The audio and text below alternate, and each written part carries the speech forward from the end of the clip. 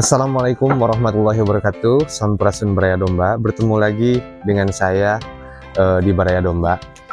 Di video kali ini saya akan menjawab beberapa pertanyaan viewer, yaitu Kang, bisa nggak kita ternak domba breeding tanpa menggunakan pakan penguat ataupun konsentrat? Oh, jawabannya tentu saja bisa. Dengan catatan kita harus paham dulu dari sisi nutrisi gitu para baraya ya. Yang pertama, kita kasih atau komposisinya itu terdiri dari rumput, daun-daunan, dan kacang-kacangan atau leguminosa. Jadi kita jangan terpaku oleh tinggi protein yang ada pada komposisi konsentrat ataupun pakan penguat jenis lainnya. Kita fokus saja pada komposisi komposisi nutrisi yang terkandung pada rumput ataupun daun-daunan serta leguminosa gitu para baraya. Nah, solusinya gimana cara nge-mixnya gitu kan, supaya pakan kita meskipun terdiri dari rumput dan hijauan dan juga kacang-kacangan itu bisa sebanding dengan konsentrat. Bisa para baraya. Jadi cara mensiasatinya itu yaitu dengan cara nge-mix antara rumput dengan daun-daunan serta dengan kacang-kacangan atau ramban-rambanan ataupun leguminosa. Takarannya seperti apa gitu kalau bisa ya para baraya. Soalnya kalau misalkan kita pakai rumput, kebanyakan rumput itu minim sekali kandungan proteinnya. Jadi diupayakan siasati oleh kita dengan mencampur leguminosa dan daun-daunan. Secara di leguminosa amat sangat tinggi kandungan protein serta mineral dan juga berbagai macam vitamin. Satu lagi para baraya, kemajemukan atau ragam jenis dari setiap daun, dari setiap leguminosa ataupun dari setiap rumput itu amat sangat penting untuk saling melengkapi.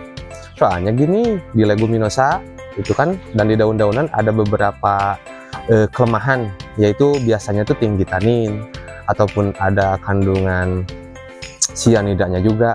Nah, di dalam mengolah leguminosa ataupun daun-daunan itu juga dibutuhkan kepiawaian kita sebagai peternak untuk menyiasati gitu kan, supaya proteinnya kita dapat gitu ya, tapi racunnya kita kurangi lah minimal gitu supaya tidak berbahaya gitu para baraya. Nah, berapa persen komposisi yang harus kita mix, yang harus kita ransum untuk mencapai target ataupun hasil yang maksimal dalam dunia peternakan domba, entah itu breeding ataupun fattening dan yang lainnya.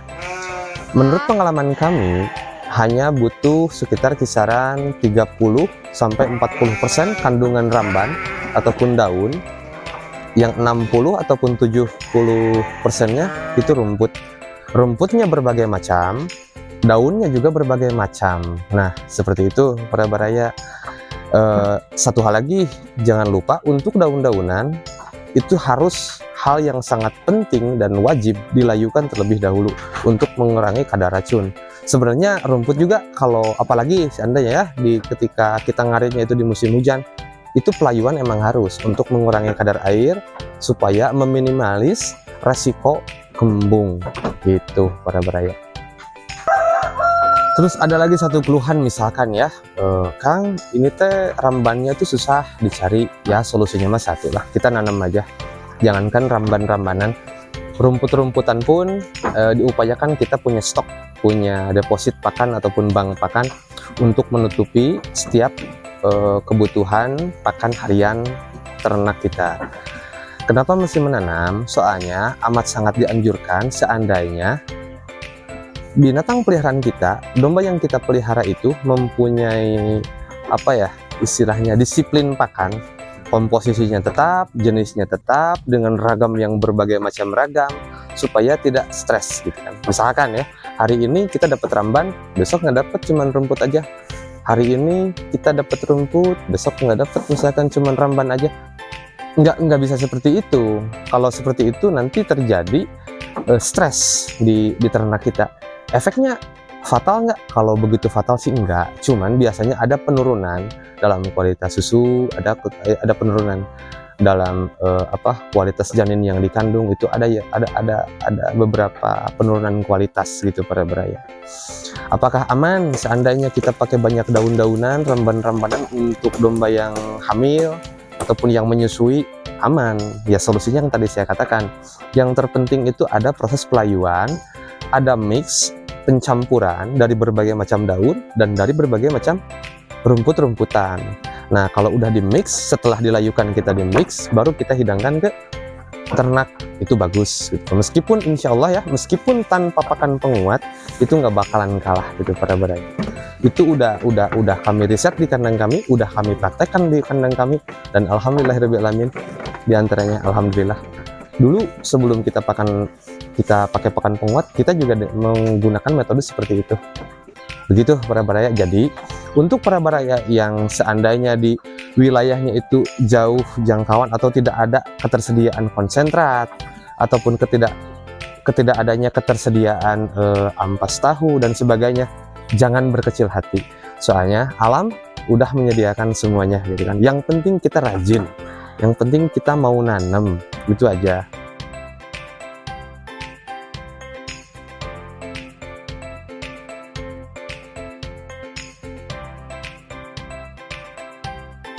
Jangan menyerah gitu untuk seseorang, ataupun kawan-kawan yang jauh dari jangkauan konsentrat, ataupun di wilayahnya nggak ada pabrik-pabrik tahu ataupun jarang untuk menghasilkan ampas tahu. Nggak usah khawatir, kita pakai daun-daunan aja, kita pakai rumput kolaborasi beserta leguminosa. Insya Allah nggak bakalan kalah oleh peternak-peternak yang menggunakan pakan penguat. Yang terpenting itu satu, konsisten. Nah gitu para baraya. Sekian video dari saya untuk bahasan kita kali ini, dan insya Allah kita bakal kupas tuntas lagi seputar masalah dunia peternakan domba di video berikutnya. Salam ngarit, salam wano, sampurasun, assalamualaikum.